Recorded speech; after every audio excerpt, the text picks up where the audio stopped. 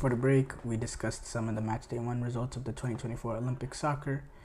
We move on to react to some of the top soccer headlines going on in the soccer world. Uh,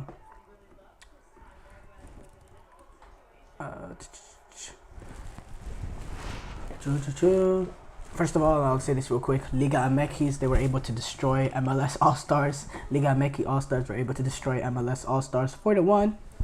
I don't want to dwell too much on it, but just want to say MLS is overrated, and they need to. MLS fans are really, really annoying and need to understand the quality of the league. And we could tell, looking at Georgia Mihailovic's performance, MLS does not have as much to provide for the U.S. men's national team as they think they do. MLS is a league that's growing, don't get me wrong, but this is not some league that can compete with the European leagues. It's far from it. They're not even to the level of the Saudi league at this point right now. So let's just be realistic and I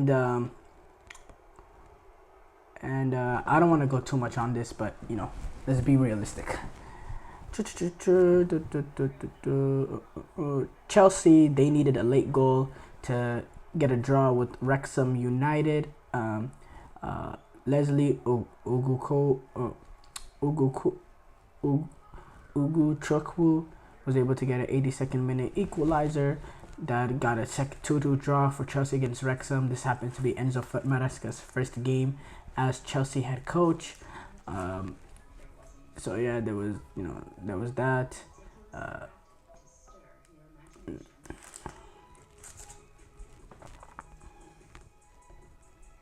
Canada coaches are kicked out of the Olympics.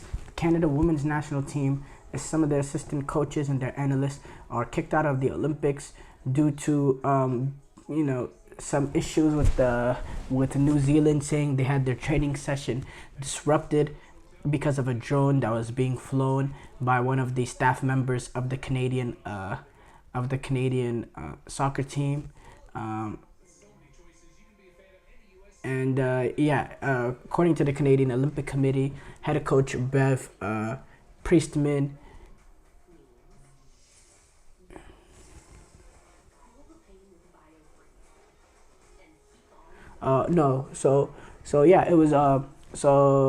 So head coach Bev Priestman has also removed herself from coaching the team against New Zealand in Group A on Thursday.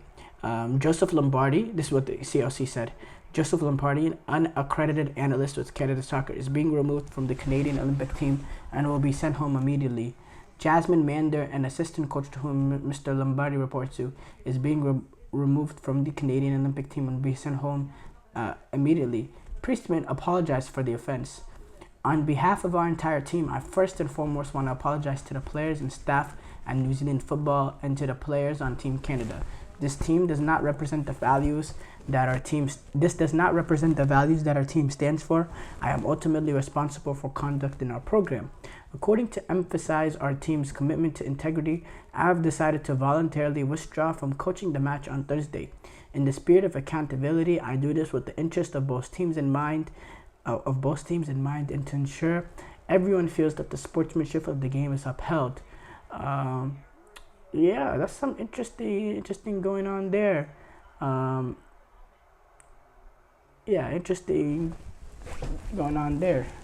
Diaby, he's able to complete his move, age 25. After moving to Aston Villa this past year, he leaves and joins Al Ittihad for reportedly 51.9 million euros. No. He joined Aston Villa from Bayer Leverkusen for 51.9 euros. He made 54 appearances for Aston Villa and scored 10 goals and was helped them finish into the Champions League. But he will be gone. And he will be going to Al Ittihad, which is wow, that's crazy to me. Age 25. He didn't have, down the stretch, didn't get to play as much as he was playing earlier. But it's, it's expected. Oh, the fee for him going to the Saudi Pro League club Al Ittihad was around 50 million euros. So similar to what it cost Aston Villa to get him in the first place. So no loss there, but still in the fact that, Diaby didn't get as much minutes going down the stretch. Kind of was replaced by Leon Bailey, but this was a player that could have eased his way in and continued to improve playing in the Premier League. It always takes you like a year or two. So really surprising that 25 years old, in the prime of his career, he's going to Saudi. But at the end of the day, the money talks. The money does talk. And yeah, he will be joining the likes of Benzema, Kante, Fabinho. In this team is coached by Laurent Blanc, a fellow countryman. They finished 5th place last season, so they want to continue on to impress. So, United, they're stepping up their search for a new fullback, with Tyrell Malacia set to have a longer stretch of being injured because of his knee injury.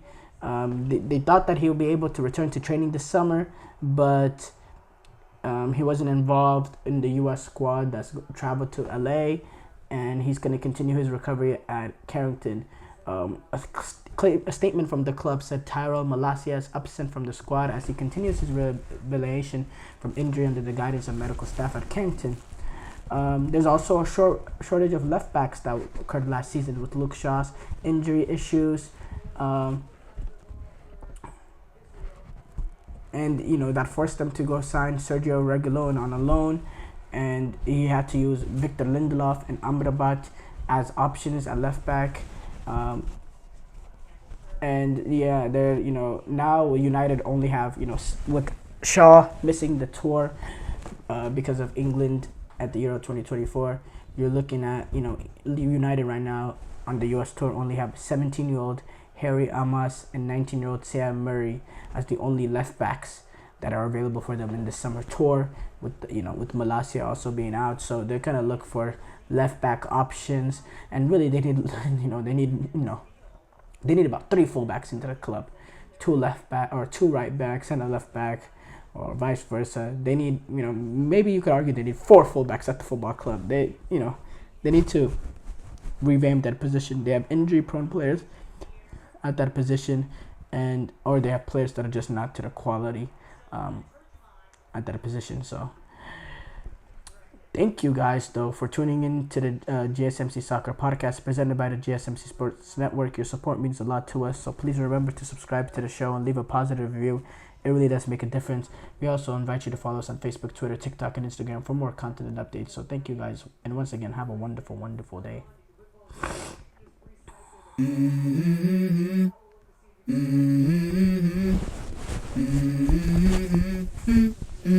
Let's go. I wake up to a little bit of drool on my pillow, feel like it's gonna be a bad day.